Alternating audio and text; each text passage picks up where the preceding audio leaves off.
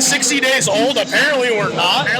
So we had a lot of technical difficulties. So we're just gonna rip a normal episode here. Great. If that's the worst thing that happens to us today, we're doing well. Yeah. If the Bills lose, then we jump. Yeah, we have a perfect place to jump. There you go. To be quite honest with you. Welcome back, everybody. This is now episode 9 of Broken Tables, Broken Dreams. I'm Benny, Joe. Just Joe today. I'm a little mad, but that's okay. And we are here today at Forbes Theater at 500 Borough. Thank you so much, guys, for allowing us to do this. As you can see, they're having their tailgate party behind us pregame. So we'll get you this episode after the game at some point. How's it going, buddy? I mean, despite everything going on, I had a great weekend. Absolutely. And I have a lot to say about the weekend. I ran the Ellicottville 5K just for our listeners at home. He's got a trophy. I got a nice shiny medal. Not my best 5K, but a 12.5-minute mile, I'll take it. The first mile was all uphill. I almost died. And then the rest of the 5K was flat road. So ran it with my Spark Fitness crew, our 5K training program, and we all finished. That's making we all ran, we all finished. Nice, man. I love Ellicottville. I would move there if I could. The wife said no, because Madigan's is the best bar ever. Yeah, right. We had a great time. And then I turned around home, went to my parents, had some dinner, went to a Halloween party, woke up this morning, my mom had breakfast ready, and I drove back for the podcast. You can't ask for a better weekend. No, you can't. Absolutely not. But I am so interested, because we're not even done with the weekend. No, I'm not. What did Benny eat Friday to Saturday, and what is Benny eating today? So, Friday, Michelle and I went to Fairbanks, which if you have not been yet, add Fairbanks to your list. In my opinion, the best new restaurant open, absolutely beautiful scene. It's in Lewiston. It's brought to you by the guys over at Billy Club. It's absolutely fantastic. Definitely go check it out. We had steak, we had a pasta. They had this tuna crudo that was absolutely fantastic. It was so good. Yeah, man, we were so good. I love those guys over there. They're some of my favorite people on the planet. Dan, Jake, all of them. It's so cool, and I'm so happy they have a place to open up. And that's how I was going to get to Dan, Jake. I mean, they do a great job. They get so many customers at Billy Club. The fact that they're able to open Fairbanks out in Lewiston, do the carry out of the project, the building of it, building the bar, the logistics, the design, a lot goes into it, and it's just rewarding to see everybody posting about it. I'm excited. I got to get out there. You should too. And we're just excited for our friends. It's a big thing. We love a good cocktail. We love good food. We talk about it all the time. And I don't know, man. Like, it just seems like our show is built around food, boozing, and meals. And sabers. Absolutely. Speaking of food, we're ready to chop it up with the homie. We've got a very special guest today. Excuse me. We have a very special guest today. Love him very dearly. He is the face behind Shibachi. His wonderful girlfriend Emily. The Fish Man is here. The Fish Man! Shiloh Allen. Biggest Beatles fan I know. Yes, biggest Beatles fan you know. I appreciate the Beatles, but I'm on the rock side of the British invasion. So more Stones. Is your his mic's on? Tell Okay. me. He's just not talking loud. Am I talking? Check his I'm talking. mic. Make sure it's on. We're all talking. Yeah, dude. How you been? Good. How are you? Fucking great. Everything going on right now. This is fun. This is a good experience. I mean, I'm just glad we got a local celebrity on like you. Oh, thank you. You have literally been traveling the country, if I'm not mistaken. The state. The state, okay. Literally doing hibachi, and what's crazy about it is, and I'm going to say this respectfully, I don't want you, when somebody says they're going to do hibachi, I'm like, oh, come on, dude, like, really? But you're doing it. Yeah. And you're doing it in a way that's incredible. You are better than most hibachi chefs I've seen. And I haven't been to one of your live events yet, but the videos that Ben sends me of you doing hibachi, you're doing the spin moves. Trying. Did you play with tech decks as a kid? No, a little bit. Yeah, you got the little finger moving thing. So, Yeah. no, what I meant by that is like, when one of my friends tells me they're going to do something, I'm like, yeah, okay, you did it. Yeah. I'm like, I'm so fucking proud of you. I'm so fucking proud of you. I got sick of making other people money and working my ass off. I mean, so why not just shoot my shot and go for it? Yeah, so. That's amazing. I wanted to have you on. Obviously, you're an avid Bills fan. You really lean into the vibes of it. You don't give a fuck what the numbers are. You don't care what they're supposed to do. Nah. I never know what I'm getting out of you. Yeah. And I've been to plenty of Bills games with you. And it's like, sometimes I need somebody like that. Yeah. You know what I mean? Yeah, of course. Like, I don't know. I mean, you remember the fucking chips? The Chips Bills game? The box is So 64 bags of chips. We drank probably a 30 rack of Little Light. Him, me, Cody, and college. We're still in college. I've seen you guys drink. Yeah. And we went to the field house and they were giving away like chips and shit. So like we just took a box and we were throwing them to everybody. Tossing them In the field house? Yeah. Oh my God, someone had to clean that up. Beans. We got like 95 things of nuggets of beans. My brother, real quick, any tailgate, you know, the kids come around, koozies, beans, help our football team, baseball team.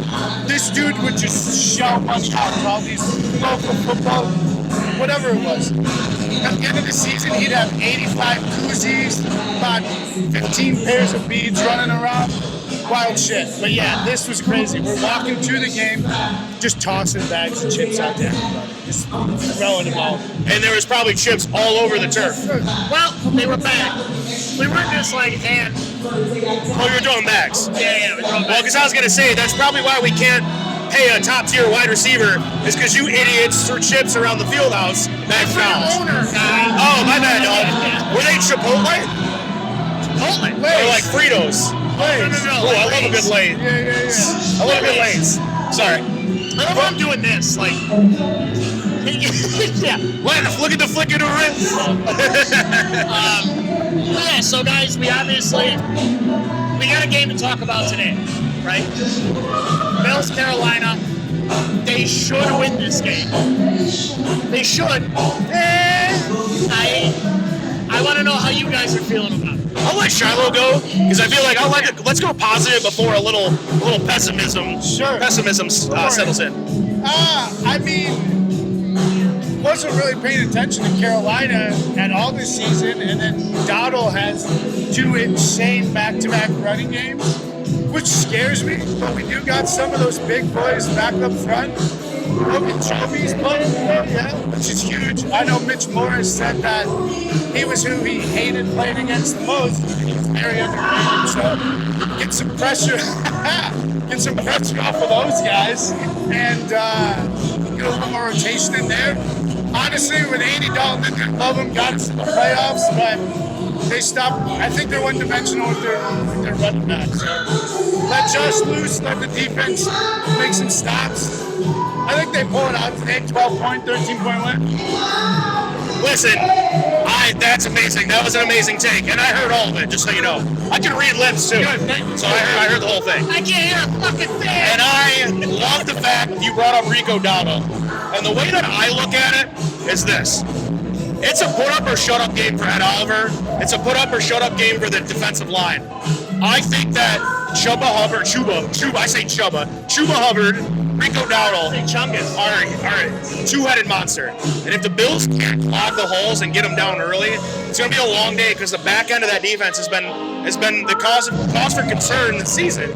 And I'm excited that Maxwell Harrison's playing. I forgot about that. What I'm not excited about is the fact that Taylor Rapp, even though has played poorly, he's on the IR with a knee injury, which means Jordan Poyer's playing.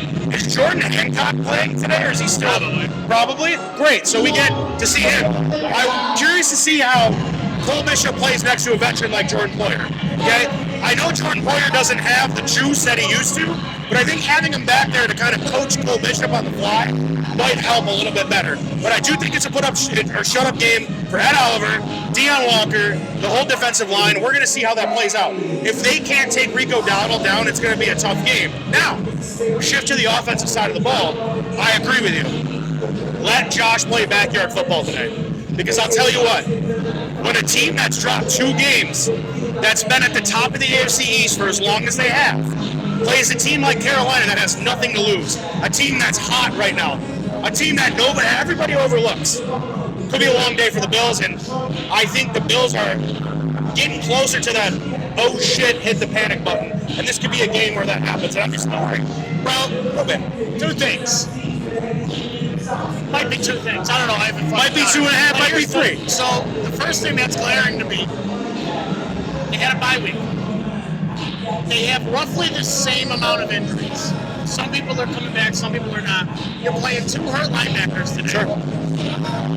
Not a single change. Right. They did not make a move for a safety. They did not make a move for a corner. They did not make a move for a wide receiver.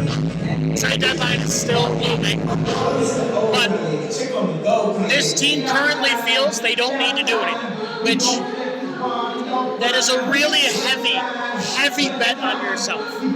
Okay? Especially for going into a game where you're coming off really 4 games where your offense has looked bad. Sure, you beat the Saints and you beat the Dolphins by 31, but those were closer than we like to say. Right. You've got a lot of people playing their roles that if the defense figures out those roles, there's not really much else for Josh to do. That's why he's taking more sacks. That's why he's thrown more, almost the same amount of turnovers as he's done all last year. Like, so to sit there and say, we're not going to change anything to this point, is a really big bet on yourself. And I hope it doesn't blow up in their face, because Carolina's not an easy out. No, it's just not. They're like 8th in run defense right now. They might be better with Andy Dalton playing quarterback. They might. Very true. They might. They might. But I still, I'm very curious to see how this goes. Is this a game where the Bills go out and absolutely pull their guns off? And how much better are we going to feel about it? Because I tell you what, I'm going to feel good for about a week. And then next week, you've got Patrick Mahomes. That's 900 receivers to throw to now. I don't think the Bills have done themselves any favors for the next few weeks. This is supposed to be a year where you have the easiest schedule in the league and you coast. Well, you went by 4-2. And I got a bunch of people telling me, well, you can't expect them to win every game. They don't have the 1 seed because they lose games in October every single year. That's why this happens. Well, here's something that might make you feel better. Okay. Here's the inactives list for today. Inactives. Matt Milano, knew that. Daquan Jones, already knew that. Joshua Palmer's out with a knee ankle. Yep. Chase Lunt, offensive lineman, returner Brandon Codgerton, and Landon Jackson. Okay? Those are which we figured because Larry Ogunjobi and Michael Hoyt are playing today. Here's your actives. Dalton Kincaid oblique is active, and Terrell Bernard ankle are both active after being designated as questionable. Now, my concern with the Dalton Kincaid oblique injury, now that Joshua Palmer's out, he's immediately your number 1 target. I hope on this bye week that Joe Brady looked Josh Allen in the eyes and said, invite Elijah Moore over your house for dinner and become his best friend. Because we've heard all summer, he's got quick feet, he's got speed on the outside, hasn't had a quarterback, supposed to be successful. Let him run a fade route on the outside. Move Keon Coleman into the slot a little bit, work Shakir on the other outside, and let's get to work. Let's put Keon Coleman in a position to succeed, not to fail. And I'm just concerned today about who's running on the other outside. Because if I see another 50-50 ball on the outside to Keon Coleman, I might break my TV. Oh, dude, that's what's trying. So. Are you telling me it's going to happen? Yes, at least Yeah. It's been the longest bye week of my life. Yeah. Because everything that we are thinking about the team is fucking true. Yeah. Every chart I see is Keon Coleman just running straight and either out or up. It's not playing to his strengths. And I don't know what you do because you've got Little Shakir. If you're going to send anybody on the outside, it's Shakir. It's not. You also have Ty Johnson, James Cook, and Ray Davis. Why hasn't James been touching the ball? What's going on? Let him get the ball out of the backfield, right? He can, like, people used to talk about how Shady could make someone miss in a phone booth. James Cook is doing wild shit where he should be in the backfield 10 yards negative, and it's a 34-yard game. Yeah. Just, like, get him in the passing game. I don't understand. I hate, this is going to go into the segment at the end of the show. I hate this, everybody eats shit. It's starting to piss me off now. I hate that tweet. Dude, I just used to, like, not care. It's pissing me off now. You have, like, guys that clearly should be touching the fucking ball 80% of the time. Give it to them. No, I think, and here's the thing too. Some of that is Josh. Sure, Josh has not had a good past 3 games with decision making. He's had people open in the Atlanta game. He's had people, and these were people leaking out from the flat. It bothers me that we're sitting here another week 6, week 7, and he's talking about phone calls from his grandma telling him to smile. I need more from you, kid. Like I need you to. This team, when they separated from Diggs, they decided you're the $60 million man, you're the $50 million man. You wear that seat. You are the one who gets on the fucking horse with your mic in hand and leads them into like. I'm not saying he's not doing that. He's an incredible leader, but sometimes I feel like he gets too much in here, even in his 10th year, and still like motherfucker, like in that Atlanta game. It's a little bit of okay. I'm getting impatient. I'm not letting the playbook dictate. I'm not letting the team dictate here. I have somebody in the flat, even though it's not the big play I need. Which, conversely, I need more routes for him. Because when you're down, I need him to have 10 to 15 yard easy button throws that the kid is always used to having. But and your way of thinking is exactly why I truly believe you can move Shakir to the outside, because Keon will be bigger than everybody in the middle of the field. Yes. Feed him. Now, I wish, because this has been aggravating me. You have that. This is my aggravation. I love the interview Josh Allen had before the Falcons game, where he said, "My wife makes me feel like I'm more than a football player." That is such a beautiful thing to say. That he understands there's more to life than football. But my God, like the worst thing that could have possibly happened to him was that Falcons game, because now everyone's like, "Oh, maybe you shouldn't have shot commercials." Oh, no. These players make a lot of money, but the money runs out eventually. You got to have reserves. I don't care that he spent the whole summer doing commercials. God bless his wife for figuring out a way to make them marketable. That's great. But that's not the reason they're losing, because Josh Allen did a commercial for Gillette, for pistachios, whatever he's doing. They're losing because they're not letting Josh be Josh. And we talked about this on the last episode, and I want to get your thoughts on this. Would you rather have Josh Allen have 20 touchdowns and 9 interceptions, or have 48 touchdowns and 15 interceptions? Because he's throwing more interceptions. I don't care. If he's scoring and throwing interceptions, he's taking shots. That's like the nasty Josh. Do you remember that fucking 4th down against Dallas on Thanksgiving? Yeah. Where's that nasty? The Seattle game where he went off? Yeah. Where's he? Why does he, like what happened? If he's having turnovers and shit, I think that happened early in his career, and then it would be on Good Morning Football a lot. I think for his last season, he was like that. He was just kind of like, fuck it, dude. Yeah, I'm turning the ball over, but we're beating teams by 20. I'm getting 5 touchdowns a game. Fuck the 2 interceptions. Who gives a shit? I'd rather have that aggressive Josh than try to be a precision pocket quarterback, which clearly he is not. That boy wants to hit people, and he wants to eat that shit down the field. But what? And sorry, one more point. Remember when we used to watch Brett Favre growing up? His offensive coordinator wasn't Andy Reid, it was Bill Nye. Yeah, Bill Nye. And John Gruden. Science guy? Bill Nye, yeah, whatever. I know him. John Gruden, I think John Gruden was the wide receivers coach at the time. And they said, "Hey, Brett, you're going to run a bootleg right. Throw the ball away if nothing's there." What did Brett Favre do? He said, "Screw you guys," and ran it in for a touchdown, and everybody got a bonus. What's the worst that would happen if Josh said, "Hey, Joe, this play sucks. I'm going to do it myself"? Are they going to bench Josh Allen? Yeah. And I think that's the vibe I'm getting from Bills Mafia. It's like, hey, dude, if you don't like the play, what do you got? Yeah. And I wonder if Josh has a repertoire in his back pocket that's like, this play blows. I'm sure he says it a lot. Yeah, I mean, you look at his face and he looks dejected, and you're like, he's thinking something in his head like, this game plan blows. Oh, yeah, I never want to sit there and say I know what a player's thinking. I never want to do that. No. That's why I'm so much... I don't like to think for the players, that's right, yeah. But that's why I've always been on, Dick's side of things. Yeah. Is because everybody likes to say shit, but nobody actually talked to the guy. We all just kind of look at his body language, right?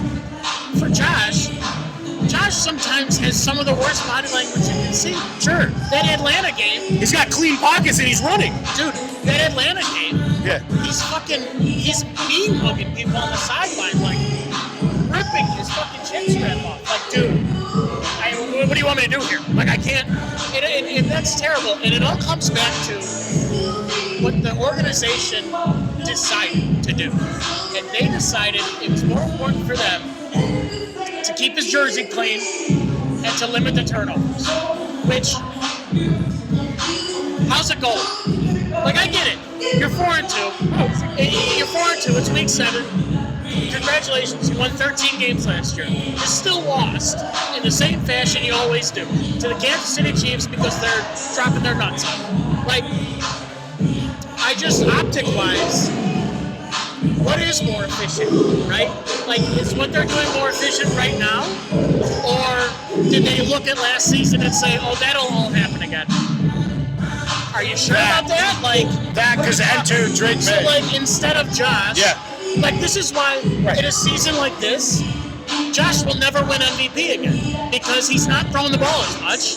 He's not taking games over as much. I'm surprised he won it last year, to be honest with you. Like, I get it. He did a lot with what he had, but he didn't have the fucking numbers. He won games out of spite, out of what they tried to do. You bring up a valid point, though, Benny, and I didn't mean to cut you off there, but it's one thing if he's doing this and the defense is saving him. No, yeah. But he's doing this and the defense isn't saving him, so there's no method to the madness. I was okay with him throwing 450 yards and 2 interceptions but 5 touchdowns because at least the defense was like, we don't have it today, Josh. No problem. Well, he threw 2. You know? Yeah, like, no, it's see you later. He threw 2 interceptions a game, but they'd still win 13, 14 games. It didn't matter. I don't care about wait to losses. And one of those interceptions is an 80-yard bomb on 3rd down that would have been a punt anyway.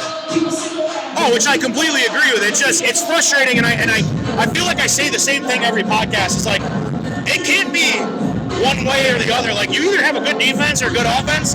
You never have both. And if you have both, you literally have the 2007 New England Patriots. Because you talk about perfection. They almost had the perfect season. And that was the, or was it, no, 2009, or, well, it was when, 07 into 08. They hit a buzzsaw in the Super Bowl. They had a team that didn't give a shit. They had a coach that was like, I don't care if you throw 90 interceptions, Eli, play your game. And he did, and they won. You will never get a team like that ever again. There will never be a player like Randy Moss ever again. I'm sorry. And if there is, I'll go shave my legs and run down Abbott Road with my shirt off. Okay? But my point of making is like, it's almost like they try to be too calculated. Yeah. And it's like, with Ben, I tell him all the time on this podcast, with the Sabres and Bills, we pour millions and millions and millions of dollars into analytics. And then when it's crunch time, we put our middle finger to the analytics. We go, we don't need it. Okay, but the stats don't lie, dude. Yeah, right. You just spent $50 million to revamp your whole facility that included analytics. You brought these guys in to do analytics and you put your middle finger to it? Yeah. Come on. Like, what are we doing? The Sabres might be good for the first time because they listened to their analytics department. The boys. And they stole, and like they lost last night, which I'm mad about, but they got a point. And the old Sabres wouldn't have got that point. Oh no. They got some dogs. And they controlled the game in certain parts. They have a good squad. But like, the analytics will tell you, Jack Quinn is an animal. Zach Benson doesn't even need to score and he's effective. Yeah. It's just You got 2 dogs. You got guys that drive play. You've got goalies that have positive goals scored against averages and expected goals against. Like, hey, listen, it's 9 games in. They should have won that game last night. Sure. They look fun. I'm going to make the announcement now. They look good. You should watch your Sabres. You should watch them. WGR has a formula. It's like a website. I forgot what it is. Shout out WGR, Jeremy, The Morning Show. Love them dearly. They always provide great information. Morning. Favorite show, Jeremy and Joe. But they said they have to win 6 of 10 at a stretch to make the playoffs. And I don't think that's... I think that's the bare minimum. Yeah. And if they rip off 10-game win streak, that's good. My biggest thing is we finally found 3rd and 4th line centers. Yes. And I'm cool with it. Tuck is finding his game, but Tage is finding his game. Yeah. And that's scary if I'm other teams in that league, because right now, Tampa's not hot. Florida's rocking it. No, our division is like shit. The Islanders are the only other team right now that I'm worried about. But like the Eastern Conference, we could make the playoffs this year. And I'm not basing that on home. On what I see analytically and statistically, it looks great. Get UPL though. Get them out of there for now. Keep it hot. Cole Nellis played great the other night. Yeah, he should be your number 3. Real quick, just when you're saying like the Sabres are getting good in this division, everybody's kind of a lot of those teams there have been good for a while. They're old. They were able to maintain those rosters for a very long time, but those boys are getting old. Boston, Pittsburgh, your Floridas. The only one who's old and still have it is Ovi. But these boys, the Sabres have been the youngest roster in the league for like what, 75 years now. Yeah, so You know what I mean? At some point, let these crazy sons of bitches just play some crazy hockey. See what happens with the young boys. Let them go. Kind of like back to Josh. Let them do their thing, man. You know what I mean? There's so much. You can coach guys so much, but at some point, you got to step back and say, hey, here you go. Here's the keys. And Ben was making a point earlier, and it made me think of, mind you, Hall of Famers, Josh will be there. You had your Paytons, your Toms, Drew Brees, Russell Wilson. Even Phil Rivers. They would say, you could see, Coach, no, I'm doing this. They would go up to their coach and be like, no, that's dumb. We're going to do this. I wanted Josh, it seems like he wants to do that. But for whatever reason, he doesn't. I don't know if it's afraid or doesn't have the relationship, because I feel like if Brian Daboll was the head coach of this team, or still the offensive coordinator, they had that relationship where I feel like one of them could be like, no, like, I'm going this way. Right. Well, you bring up a good point about coaching, and I always talk about this, and, you know, I know football and hockey are different, but look at Lindy Ruff right now. There's still a lot of season left. They can lose 10 in a row, okay? But you want to talk about a guy that's literally squeezed this team for everything they have. And they have a passion for hockey again, right? Sometimes we found out that it's not Lindy Ruff. We've officially determined that based on these last games that it ain't Lindy. It's not Lindy's fault, except when he plays Mason Weeder. Sorry, Gerson. Mason Gert's fault. Yeah, but anyways, what I'm getting at is like, sometimes you have a coach that has gotten you to a certain point, and his philosophy just kind of dips a little bit. And I think Sean McDermott is a great coach. I just don't know if he has. He's such a student of the game, and he respects it so much. And he tries to be too classy. Today's NFL, put your foot on your throat and shove it down the throat. Look at Andy Reid against the Raiders. Oh, yeah? Yeah, I'm going to put up 60 on you. They didn't put up 60 because he had somewhat respect. But, like, you could see Pete Carroll at the end of the game. What the hell, man? Andy Reid don't give a shit. He's going to try to win his next Super Bowl. That's football. And I just hate that we don't have a coach right now that's willing to punch you in the mouth.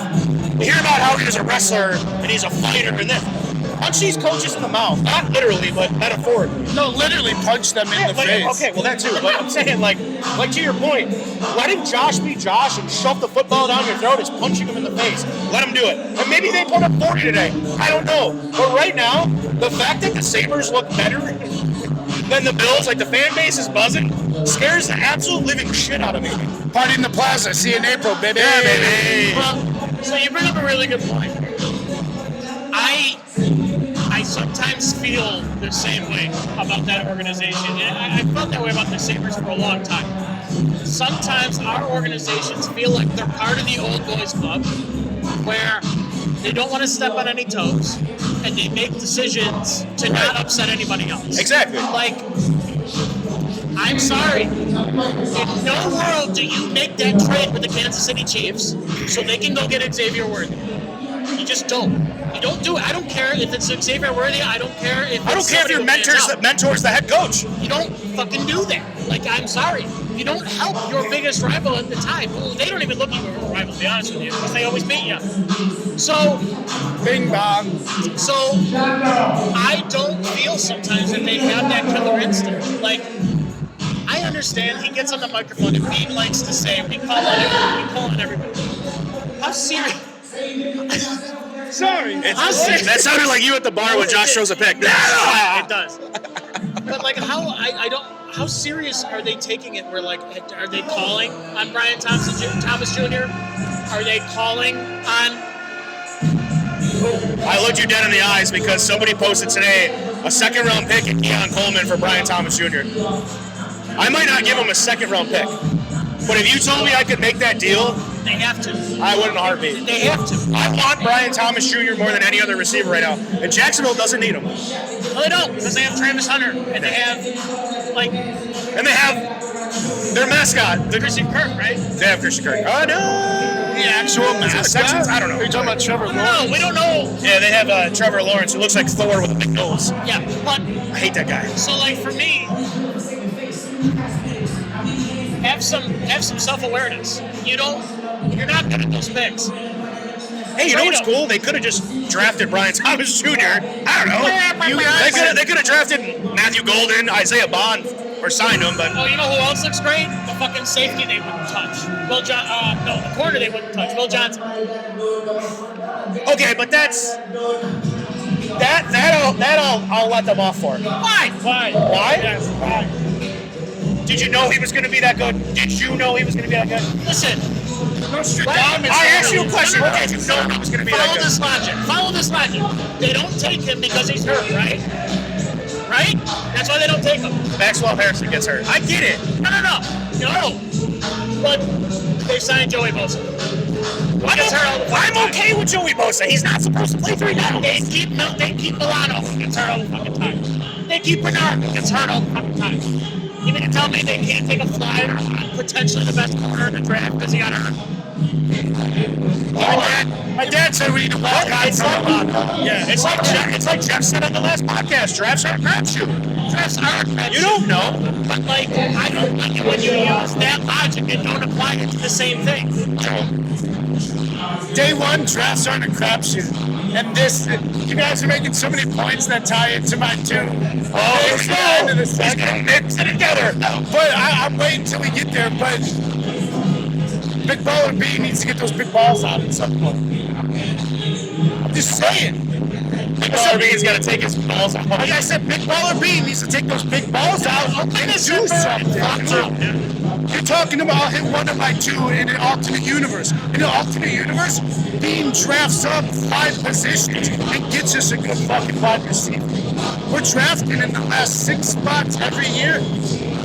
Maybe you're going to be good. You might as well wait till day 2. Get rid of some assets and get some people in this alternate universe where Stephon Diggs is still on the team and these boys won a Super Bowl in the last 3 years. Because we need some people like that. We can't just draft 8 guys in 8 rounds every year and be like, well, they got the drive and they got the heart. Attitude can get checked at the door, but I'd like to see some guys with a little bit of fucking attitude on this team. Well, like Julius Campbell said, remember the Titans, attitude reflect leadership. It's true. This bye week's the worst thing ever because we're sitting here ruminating on shit. Right. And it doesn't look good for Bean right now. So we need to string some wins together because Will Johnson looks great. Evan Rory looks great. He's a great safety that you could have had in the draft this year. It's just, I need you to not focus on having good football players and focus a little bit more on need. Yeah, Xavier Worthy may not have been the better football player, but sometimes you just need speed, dude. Sometimes you just need somebody who can run around good. And this whole, we traded Diggs because he was falling off a cliff. He looks pretty fucking great right now. Like, Torch does. But it all goes back to this too, right? I tell Ben this all the time. Your head coach has to be the guy that can manage the egos, right? I'm so tired of hearing about whether Stephon Diggs was a great teammate or he wasn't a great teammate, it's the coach's job to say, this is what we're getting with Stephon Diggs. This is what we're getting with A.J. Brown. This is what we're getting with this player. Figure it out. If you can't figure it out, your culture, Ben brings up this point, your culture was never a thing. It was never a good culture, right? And it pains me every time we let a player walk in Buffalo, Jack Eichel, Stephon Diggs, we get rid of them. We don't backfill because we're too afraid of the ego. Who cares? Like, who cares? Like, I don't know. Like the Sabres. I don't know if I really want to get in the trade talks with Matthew Tkachuk because he's a hothead. He's got how many cups? How many cups does he have? Yeah. I'm sick of it. I'm tired of it. Figure out how to manage it. And if you're going to have him for 3 years before the next contract extension, then get rid of him. But at least get something for him or something with him. And I'm just tired of it. I'm tired of letting guys walk out the door. Well, and I think the craziest part about that, too, was that he might have had the ego, Diggs, but he had that relationship with Josh that nobody has even touched. Nobody on that offense, as far as weapons go, have that relationship with 17 like he did. I mean, they were on the cover of Sports Illustrated. Might have been a kids edition, but it said the BFF edition. Where's Josh's BFF on this offense? Where's that person he clicks with? So I think that was such a good time for McDermott to step in because he had Josh in his back pocket to check that ego at Diggs. He'd be like, hey, we have something special here. Let's talk about it. Let's be adults about it, and let's be businessmen in the realm of football and say, hey, we could do something really special if we all get on the same page and take a step back. Ultimately, I think that is what this team is missing the most right now, is Josh's outlet. Josh is not having outlet. This offense humped while Diggs was here because if a play is starting to break down, in less than a second, Diggs found a way to get open. They played backyard football. Josh has yet to find a receiver to do that for him that can come up in the clutch. I don't think they have it on the roster. I think unless the scheme works perfectly or Josh buys enough time that person can get open, the downfield shit is just not there. That's why Josh is getting sacked every so often. That's why he's getting sacked more and more because he can't buy enough time because these guys can't get open.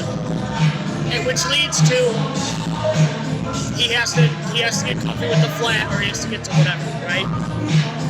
And I don't know. It doesn't feel good enough for me.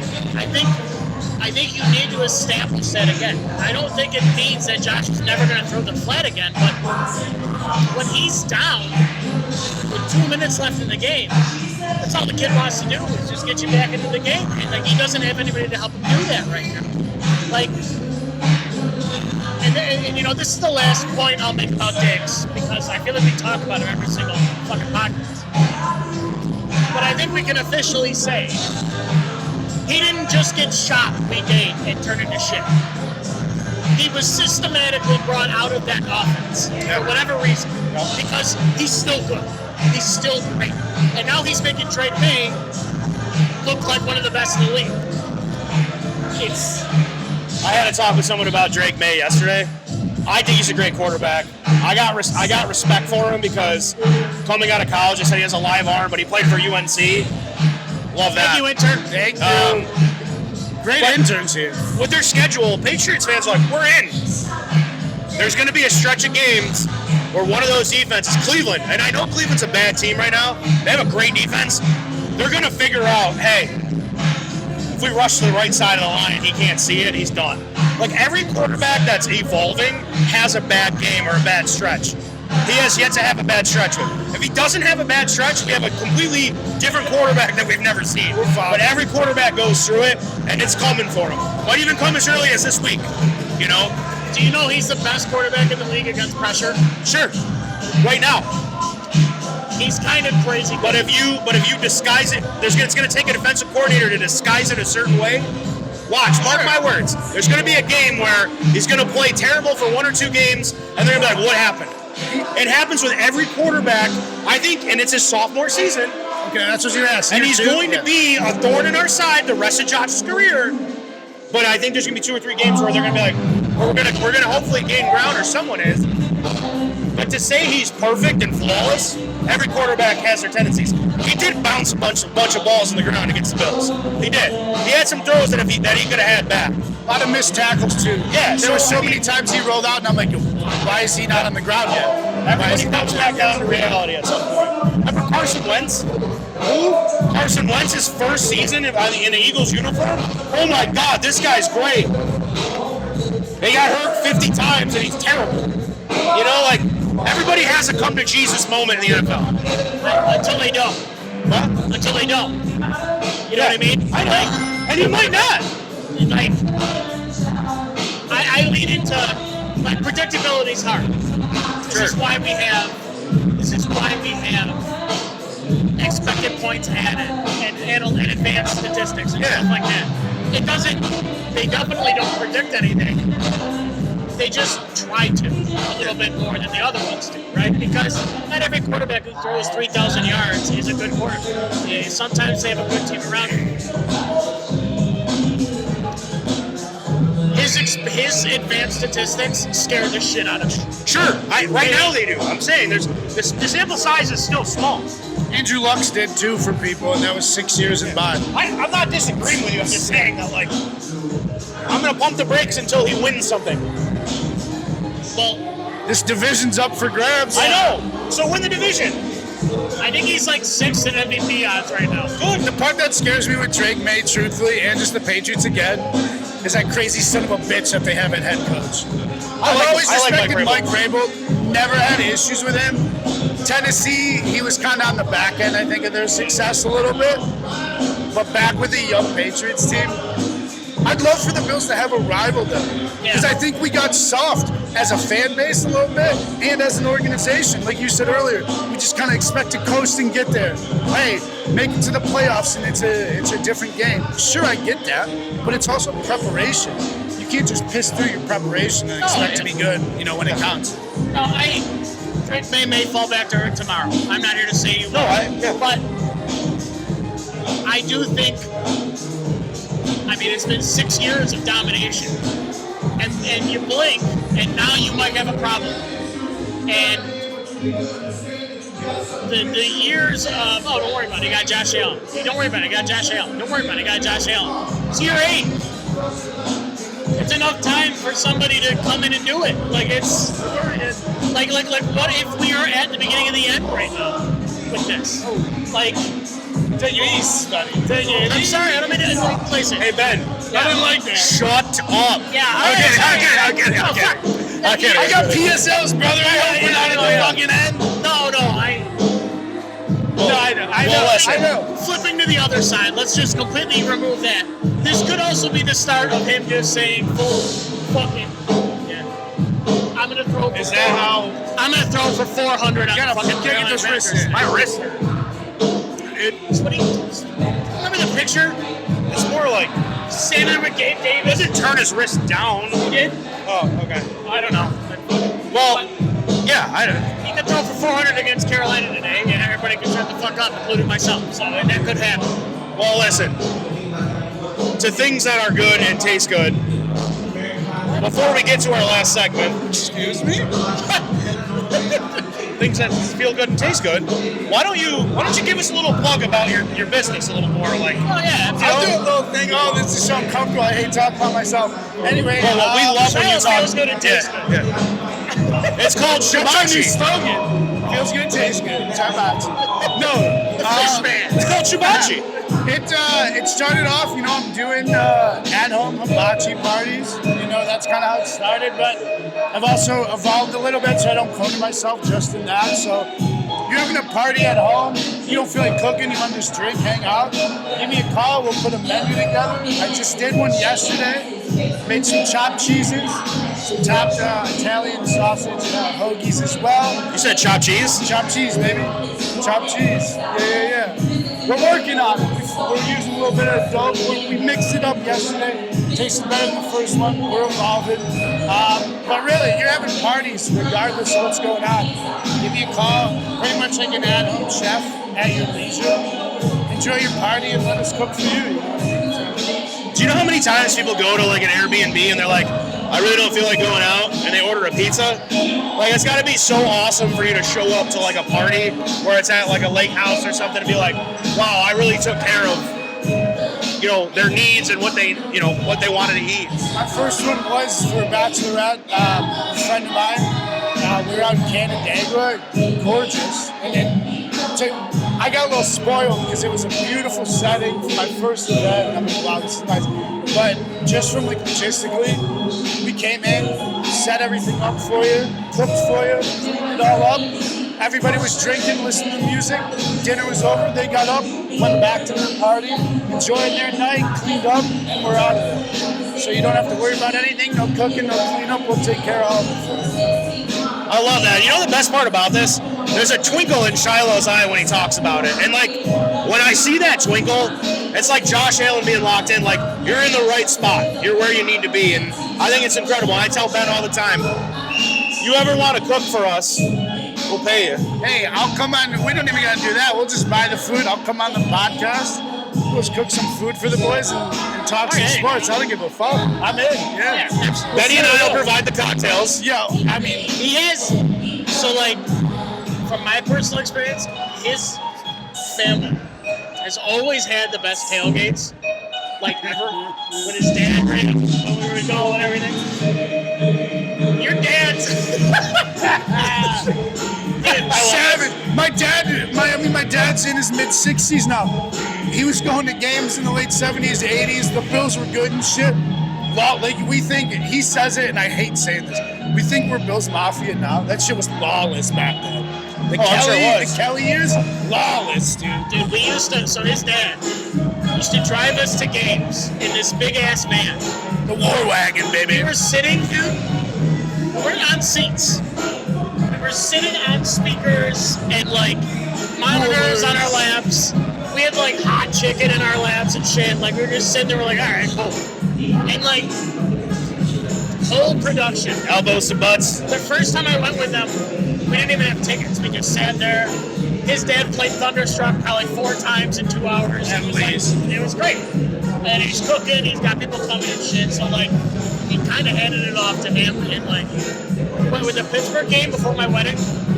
He made breakfast sandwiches and burgers before we went in. I saw you make a breakie the other day, man, on your Instagram. Yeah. That looked good. I was at the farmer's market all summer, and that was nice. Just like, Dude, it's such a good time. I get so amped up. I get so amped up. I get so amped up about breakfast and just food in general. I can eat breakfast 7 days a week, 365 every meal. You're supposed to. It's supposed to.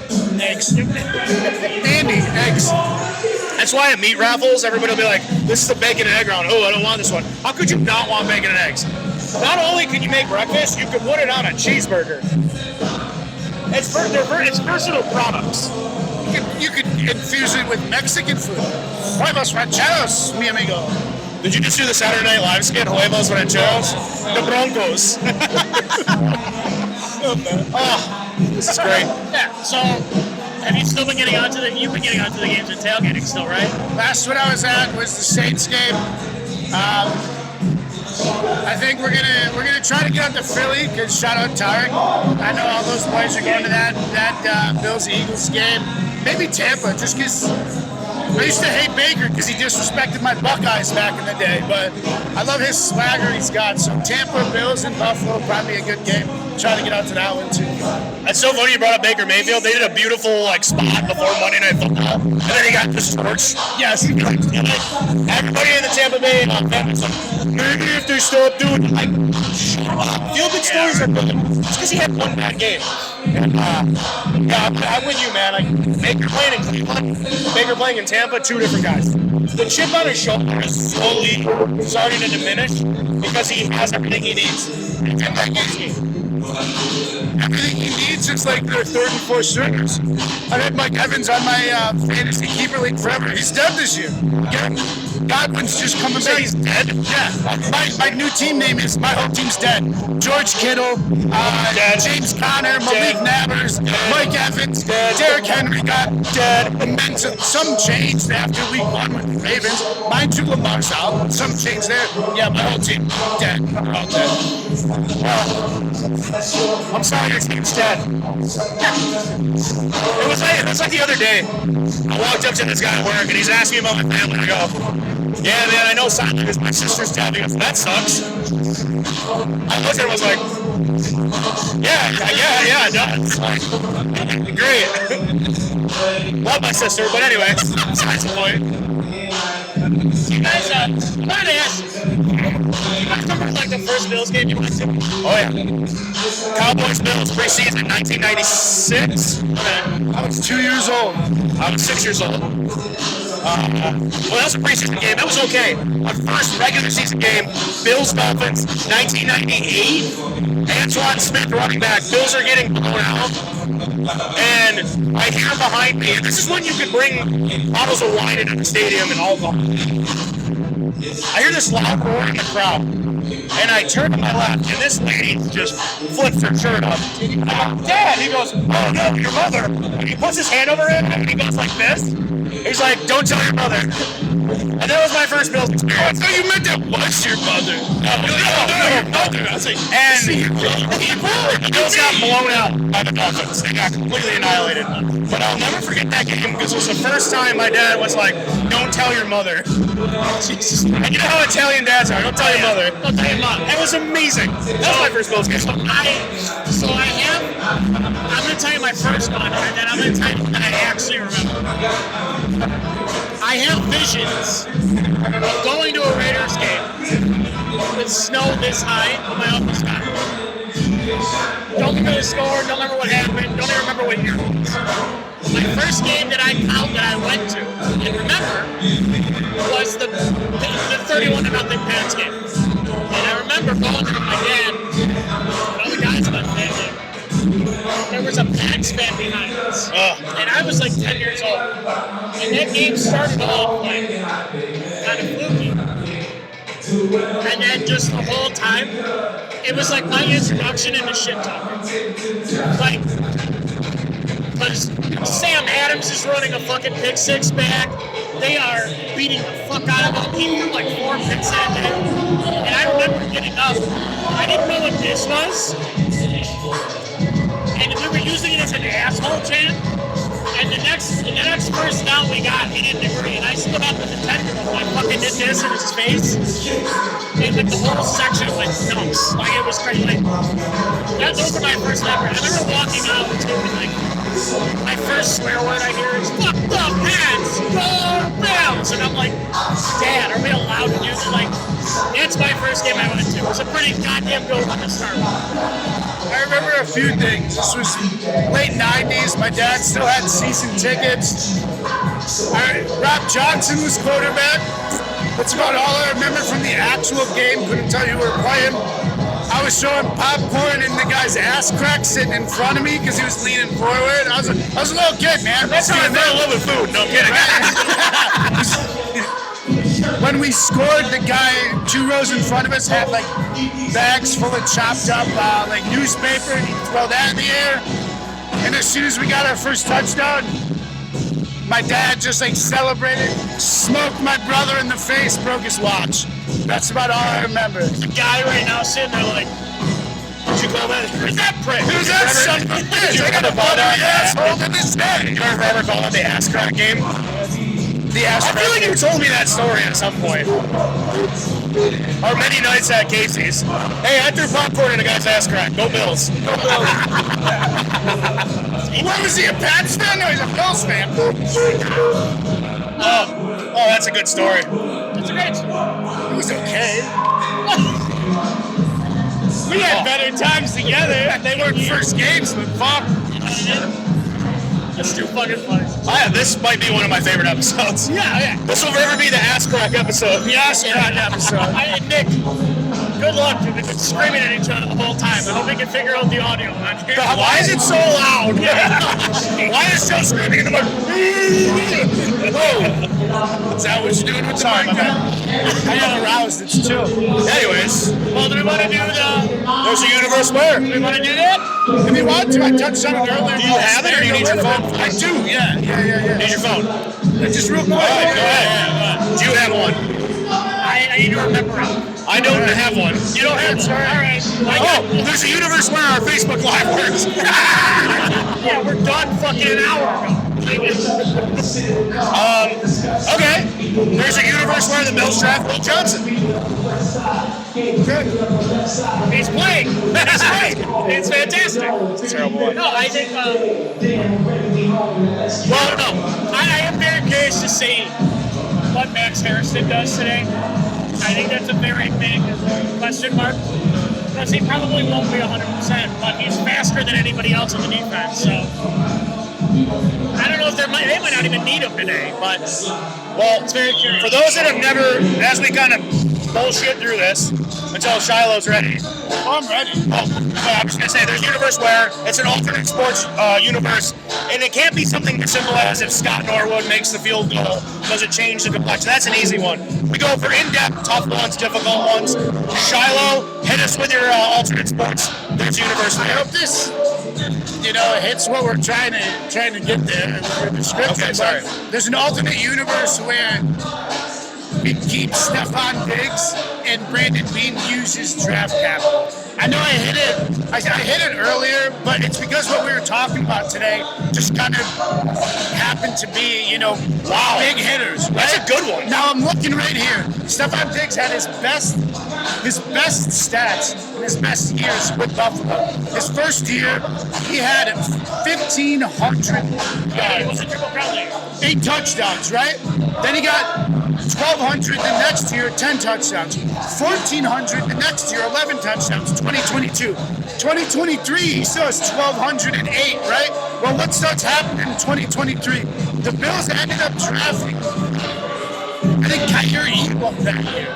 In 2023 and 23 overall. Well, if you draft up a little bit, 13 less picks, you have Garrett Wilson, Chris Olave, Jameson Williams, all drafted in a fucking row, right? Then I'm gonna go a year later, and I'm an Ohio State fan, so I know how these boys turned out. We take Kincaid at 26. Guess 1, 2, 3, 4, 5. 5 picks ahead of Dalton Kincaid, who gets drafted by Seattle. Jackson Smith and Jigba, dude, trade some fucking draft capital. Diggs is still on that team in that alternate universe, and you got one of those boys opposite him. They go back-to-back champs at least 2 years in a row. Did he just 8 Mile or there's a universe where? You just did it 8 Mile? That is something that is always lovely. They can never just have 2 at one time. Why were they thinking, they did this with Stevie? You had the opportunity to have 2. You had Sammy. We never got to see Stevie and Sammy together. Nope. Because they had to trade Stevie. They just did it with Diggs. We never got to see Diggs, man. We never got to see Diggs, man. Why? Why is it that you have to get rid of the really good ones in order to get a really good one? Why can't you just fucking have good ones? Well, first of all, I think they look better. I think Brandon Bean said it the day of, they are not a better football team the minute he left. And they had to figure out how to become a better one. And since then, Still have not found a replacement. I think they look better. I think, yeah, he does this to Josh in the playoff game, but what if Stephon Diggs was on the team last year in the Maybe Buffalo maybe doesn't have. I have one. Hit us with it. Not Bills related. There's a universe where Paul Correa never gets a concussion after being hit by Scott Stevens in the Cup final. Do the Ducks beat the Devils? Paul Correa was on fire that season. Yeah. And Scott Stevens ruined him forever. Is Marty Brodeur still in the debt? Yeah, it was like 94. Then the Devils still win. No, the Ducks were good. Quack, quack, Mr. Duckworth. Gotta be a good community member. Quack, quack, Mr. Duckworth. I think the Ducks would have won. Shit. I mean, Scott Stevens, like, messed that dude up so bad, and, like, he wasn't the same after. It's like Trent Edwards. I saw a meme today, this morning, that it was a picture of Trent getting carried off that game. He got concussed and said, if this doesn't emotionally react to her, she's too young for you. And I'm going to say this, it's going to be really terrible. Trent Edwards having a concussion was the best thing that happened to the Bills, because Ben and I said this. The Bills would have been like, no, we're okay. He's fine. We finished 8-8. He's perfect. Him getting a concussion was like, this guy's messed up. We got to move on. We would have kept Trent Edwards for 10 years and been a 500 ball club. His dude is fucking wild. All over the place. I know, he's fucking wild. Anyways, thanks for tuning in. Well, that sucks. Shiloh. I'm still thinking of it. This is a 3-0. Is he gonna rush where? Trey White, his knee doesn't pop. Love that. And neither does Bonds. Does that defense win that? I love that. Does that defense get them in the Super Bowl? 27 They have Trey and Bond at the same time. Trey White never deserved to get hurt. They were rolling. They were rolling that year. They were rolling. And that's another really sad thing is I would have liked to have seen Christian Bedford and healthy Trey White on this team. Like, because Trey's not Trey. But you don't draft Christian Benford if you still have Trey White. Sorry, not to kill your vibe, but I mean, it all comes down to draft picks. They can't hit to say they're going to con it if it's in the first or second round. And everybody likes to tell them, well, if you hit on your fifth or sixth, it doesn't matter. No, it does. Because imagine if you hit on all of them. Imagine if you do hit on your first and second. Why No, Imagine if you use capital. No, sorry. One bad guy. I was like, what do you mean? Well, I mean, it's no, like, because treating it like that, you're getting rid of the leverage that the first two picks have. Those are the more important ones to hit. If you get lucky and hit your fifth and sixth, you're a genius. But the first two are like, those are what changes the franchise. Like, Christian Bedford's good. Ivy was great. It's good. Emerson is good. It's good. You take out great talent in the first round and they can't do it. That's ultimately what the problem is. I agree. I mean, listen, at the end of the day, we have a problem in Buffalo, and we're going to find out if it's still a problem today. Yeah, right. Our game's going to be on shortly, so to wrap this up, Fishman. Absolute pleasure having you on. Gentlemen, thank you. Is that a Jack Sparrow tattoo? Yes, it is. You're an animal. In a good way. You got that dog in you. Well, the Fishman is probably his fourth, so my group of friends, it's probably his fourth nickname. Ryan has one, because Ryan is just unbelievable. Nothing gets me, I've got probably 5 or 6. Andy has probably 44 fucking Andy. He gets so pissy too. When a nickname change comes and it's his, he tweets out in the group chat. No, he gets He tweets. X. Let's go. That's right. So, game started. Absolute pleasure having you on, buddy. We're going to have you on again. Yeah, thank you. I will. Before the season's over. Yeah. Now that I know the format and how we're doing, we'll get the grill and we'll cook some food and we'll fucking get after it. And we'll dive into the Sabres more next time, but this is a pregame thing. But it was a pleasure. Who wants a free fucking t-shirt, guys? And thank you to Forbes Cedar, 500 Pro Mac, Mike Elmore. Next time we will come with more live gear. We'll come with more live gear. But Also, this episode is sponsored by Nobody. If you're looking for some help with your marketing, reach out to us. We'd love to have a conversation. Give me a little spiel. Yeah. Okay. But hey, can't wait to go watch this game. We're gonna go party. Hope you guys have a good time too. And as we always say, Stay real, stay classy, go Bills. Yeah, because we say that all the fucking time. I'm trying to come up with one. See you guys Stay later. real, stay classy, go Bills. Yeah, go Bills, baby!